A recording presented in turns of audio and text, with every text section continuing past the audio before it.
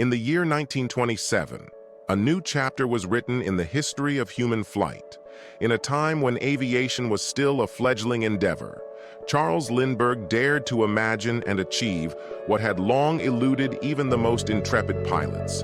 Setting off from Roosevelt Field in New York, his world's first solo flight across the Atlantic Ocean to Paris was not merely a journey of physical distance, but a testament to the relentless pursuit of human progress. This audacious endeavor, undertaken against the backdrop of a society captivated by the promise of flight, thrust Lindbergh into the global spotlight and elevated him into the pantheon of aviation legends. The flight was inspired by Raymond Orteig, a New York hotel owner who offered a challenge that would ultimately spark one of the most iconic achievements in aviation history, the solo, non-stop transatlantic flight. Raymond Orteig's prize was simple but audacious. A reward of $25,000, equivalent to around $400,000 today, for the first aviator to successfully complete a solo flight between New York and Paris. The offer was initially made in 1919, a time when aviation was still in its infancy and crossing the Atlantic seemed a near impossible feat. The Orteig Prize remained unclaimed for years, with several aviators considering the challenge but ultimately facing the immense difficulties of the task. However, in the late 1920s, a young and determined pilot named Charles Lindbergh emerged as a contender, and crafted by Ryan Airlines, the Spirit of St. Louis was more than just a machine. It was a masterpiece of engineering designed to overcome the challenges of endurance and distance. With its distinctive monoplane design, the aircraft showcased a streamlined aesthetic that minimized drag and maximized fuel efficiency. Its wings were fitted with custom fuel tanks that allowed Lindbergh to carry the necessary fuel for the arduous journey. At the heart of this feat of engineering was the Wright Whirlwind J5C radial engine. While not the most powerful engine available at the time, it was chosen for its reliability and fuel efficiency, critical for a flight that spanned over 3,600 miles of open ocean. Lindbergh's cockpit, positioned ahead of the wings afforded him optimal visibility, a feature that would prove indispensable during his solo flight. The engine was rated for a maximum operating time of 9,000 hours, more than 1 year if operated continuously, and had a special mechanism that could keep it clean for the entire New York to Paris flight. It was also, for its day, very fuel efficient, enabling longer flights carrying less fuel weight for given distances. Another key feature of the Whirlwind radial engine was that it was rated to self-lubricate the engine's valves for 40 hours continuously, lubricating or greasing the moving external engine parts was a necessity. Most aeronautical engines of the day required to be done manually by the pilot or ground crew prior to every flight and would have been otherwise required somehow to be done during the long flight. The fuselage was made of treated fabric over a metal tube frame, while the wings were made of fabric over a wood frame. The plywood material that was used to build most of Lindbergh's plane was made at the Haskelita Manufacturing Corporation in Grand Rapids, Michigan. A small, left-facing Indian-style swastika was painted on the inside of the original propeller spinner of the Spirit of St. Louis, along with the names of all the Ryan aircraft employees who designed and built it. It was meant as a message of good luck prior to Lindbergh's solo Atlantic crossing, as the symbol was often used as a popular good luck charm with early aviators and others. In the early morning of Friday, May 20th, 1927, Lindbergh took off from Roosevelt Field on Long Island. His destination, Le Bourget Aerodrome, was about 7 miles outside Paris and 3,610 miles from his starting point. He was too busy the night before to lie down for more than a couple of hours and had been unable to sleep. It rained the morning of his takeoff, but as the plane was wheeled into position on the runway, the rain ceased and light began to break through the low-hanging clouds.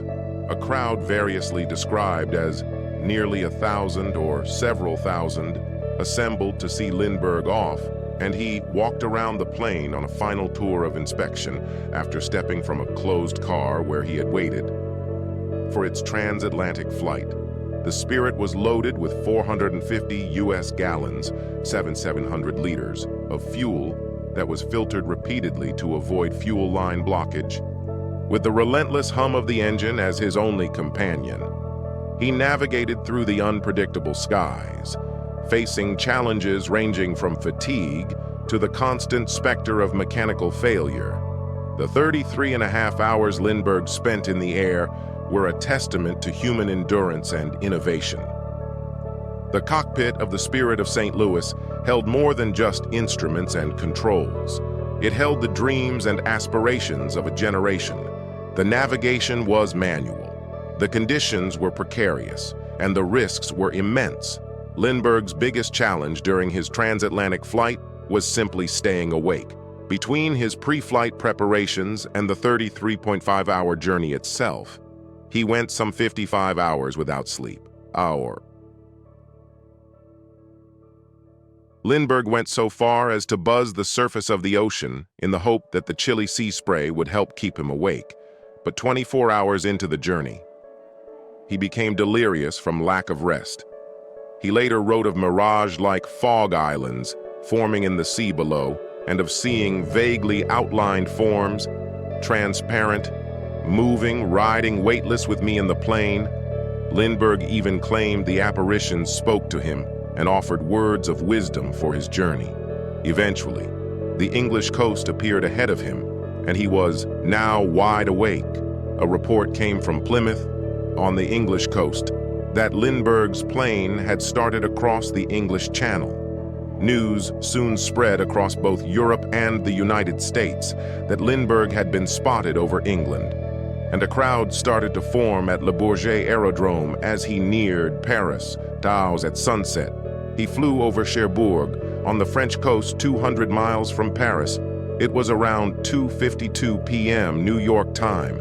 Over the 33 hours of his flight, Lindbergh faced many challenges, which included skimming over storm clouds at $10,000 FT, $3,000 MIM, and wave tops at as low as 10 IFT, 3.0 M. The aircraft fought icing, flew blind through fog for several hours, and Lindbergh navigated only by dead reckoning. He was not proficient at navigating by the sun and stars, and he rejected radio navigation gear as heavy and unreliable. He was fortunate that the winds over the Atlantic canceled each other out, giving him zero wind drift and thus accurate navigation during the long flight over the featureless ocean. Frau.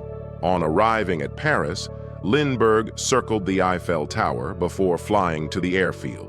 He flew over the crowd at Le Bourget Aerodrome at 10:16 and landed at 10:22 p.m. on Saturday, May 21, on the far side of the field and nearly half a mile from the crowd, as reported by the New York Times.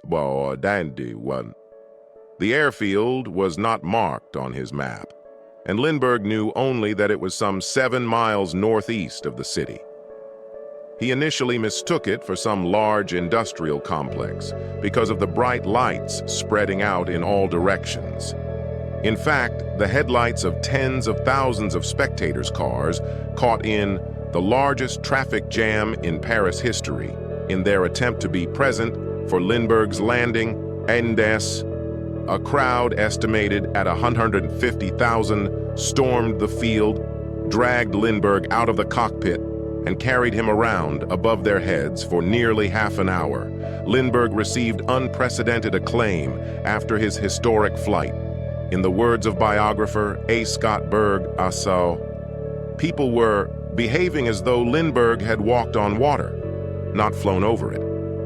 The New York Times printed an above-the-fold, page-wide headline, "Lindbergh does it," and his mother's house in Detroit was surrounded by a crowd reported at nearly 1,000. And he became an international celebrity, with invitations pouring in for him to visit European countries, and he received marriage proposals, invitations to visit cities across the nation, and thousands of gifts, letters, and endorsement requests. After landing, Lindbergh was eager to embark on a tour of Europe. As he noted in a speech a few weeks afterward, his flight marked the first time he had ever been abroad, and he landed with the expectancy and the hope of being able to see Europe. In winning the Orteig Prize, Lindbergh stirred the public's imagination. He wrote, "I was astonished at the effect my successful landing in France had on the nations of the world. It was like a match lighting a bonfire." Lindbergh subsequently flew the Spirit of St. Louis to Belgium and England before President Calvin Coolidge sent the light cruiser Memphis to bring them back to the United States. Arriving on June 11th, Lindbergh and the Spirit were escorted up the Potomac River to Washington, D.C. by a fleet of warships, multiple flights of military pursuit aircraft, bombers, and the rigid airship Los Angeles, where President Coolidge presented the 25-year-old U.S. Army Reserve aviator with the Distinguished Flying Cross. The Spirit of St. Louis appears today, much as it appeared on its accession into the Smithsonian Collection in 1928. Except that the gold color of the aircraft's aluminum nose panels is an artifact of well-intended early conservation efforts. Not long after the museum took possession of the Spirit, conservators applied a clear layer of varnish or shellac to the forward panels in an attempt to preserve the flags and other artwork painted on the engine cowling. This protective coating has yellowed with age, resulting in the golden hue seen today.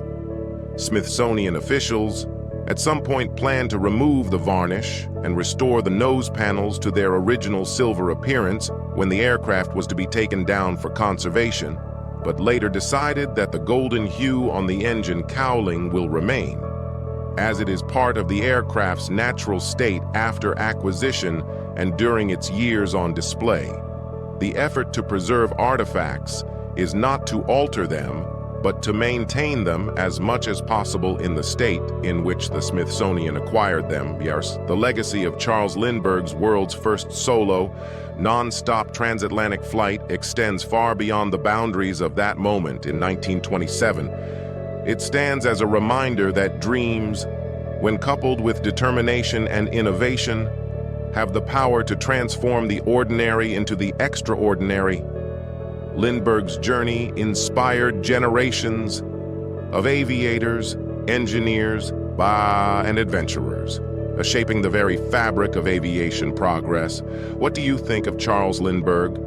Write about it in the comments. Like and subscribe to the channel. Thank you.